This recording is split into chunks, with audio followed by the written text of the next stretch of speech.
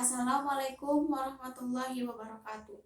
Puji sinarang syukur hayu urang sami-sami panjatkeun kehadiran Allah Subhanahu wa taala anu parantos masih nikmat sareng kasehatan ka urang sadaya dugi tiasa kempel dina ieu acara kaalawan kawilujengan. Shalawat kali salam mugia salamina dicurah-limpahkeun ka junjungan urang sadaya nyaeta Kanjeng Nabi Muhammad sallallahu alaihi wasallam, ka kulawargina, ka para sahabatna, ka para tabi'itna, sareng mudah-mudahan ka urang sadaya salaku umatna dugi ka akhir zaman. Amin amin ya rabbal alamin. Tepangkeun wasta sim kuring Isrohilah, sim kuring ngadem jadi panumbu catur, teu hilap ngahaturkeun rewuh-nuhun ka para panjejer sarta pamilon anu kersa hadir di ieu acara kanggo medar sareng ngadiskusikeun ngeunaan ngajaga kabersihan lingkungan. Ukituna supados henteu nyongkolongkana waktos, hayu urang sami-sami buka sawala ieu ku aosan basmalah sasarengan. Bismillahirrohmanirrohim. Para pangjejer sareng pamilon anu sim kuring dipihormat. Sateuacan nincakana acara salajengna supados teu disaha-saha sim kuring bade nepangkeun para pangjejer anu bade ngadugikeun kamandangna. Pangjejer anu kahiji nyaeta Bapak Cahya Setia, mantenna mangrupi Ketua RW 12 Lingkungan Cibasale, Kelurahan Majalengka Kulon. Wilujeng enjing Bapak hatur nuhun kana kasumpinganana. Pangjejer anu kadua nyaeta Bapak Oon Wahoni, mantenna mangrupikeun Ketua RT hiji RW 12 Lingkungan Cibasale, Kelurahan Majalengka Kulon. Wilujeng enjing Bapak hatur nuhun kana kasumpinganana. Para hadirin supados urang leuwih nelem ngeunaan jajaran anu bade dibahas ku urang, hayu urang sami-sami dagukeun kamandang ti para pangjejer.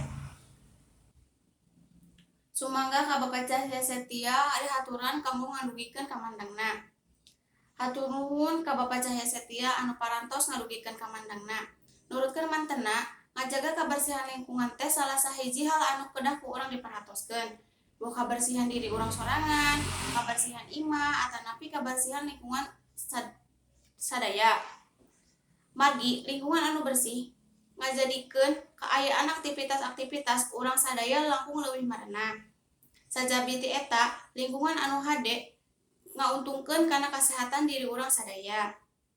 Kumargi kitu, hayu urang lajengkeun wae ieu sawala. Anu salajengnya nyaeta sumangga ka Bapak Oon Wahoni dihaturanan kanggo ngadugikeun kamandangna. Hatur nuhun ka Bapak Oon Wahoni anu parantos ngadugikeun kamandangna. Nurutkeun mantenna aya sababaraha cara ngajaga kabersihan lingkungan. Anu salah sahijina nyaeta henteu mijul runtah sambarangan.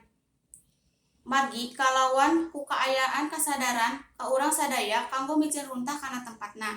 Ti hal alit ieu nyondong akibat kasayan anu ageng.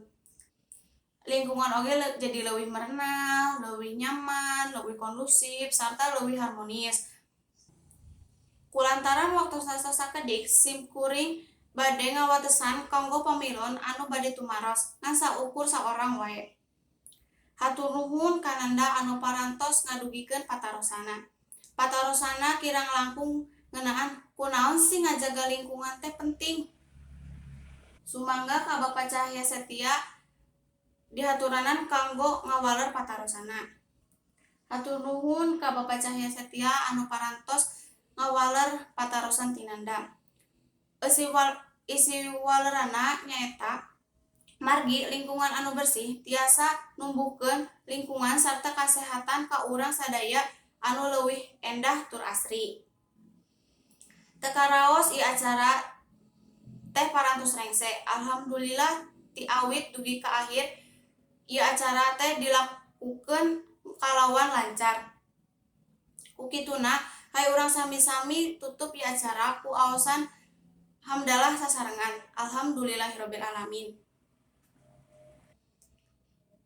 Sim kuring salaku panumbu catur sareng sapara kanca nedah hapunten anu kasuhun bilih aya cariosan anu teu merenah dina manah pahadirin sadaya. Mu sakitu wae anu tiasa ka sim kuring kapihatur, hatur nuhun ti perhatosan ti sadayana. Wabillahi taufiq wal hidayah. Wassalamualaikum warahmatullahi wabarakatuh.